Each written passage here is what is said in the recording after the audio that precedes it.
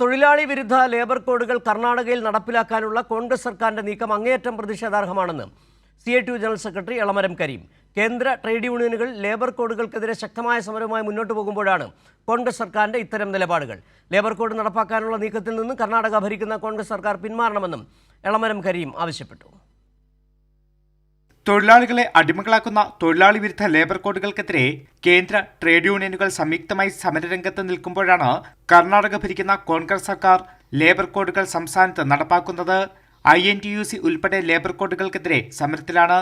ഈ സാഹചര്യത്തിലാണ് കോൺഗ്രസ് സർക്കാരിന്റെ തൊഴിലാളി വിരുദ്ധത.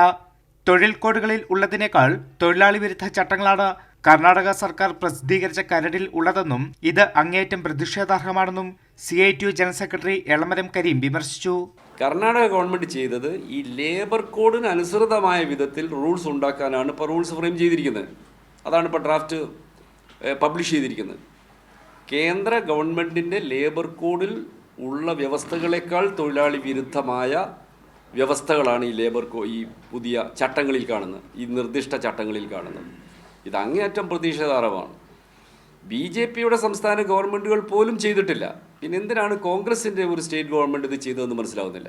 കർണാടക ഭരിക്കുന്ന കോൺഗ്രസ് സർക്കാർ ഇതിൽ നിന്ന് പിന്മാറണമെന്നും എളമരം കരീം ആവശ്യപ്പെട്ടു.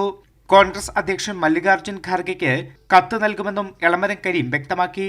തൊഴിലാളി വിരുദ്ധ ലേബർ കോഡുകൾ സംസ്ഥാനത്ത് നടപ്പിലാക്കില്ലെന്ന് കേരളം പ്രഖ്യാപിച്ച നടപടികളുമായി മുന്നോട്ടു പോകുമ്പോഴാണ് കോൺഗ്രസ് സർക്കാരിന്റെ ഇത്തരം നടപടികൾ. കൈരളി ന്യൂസ്, ദില്ലി.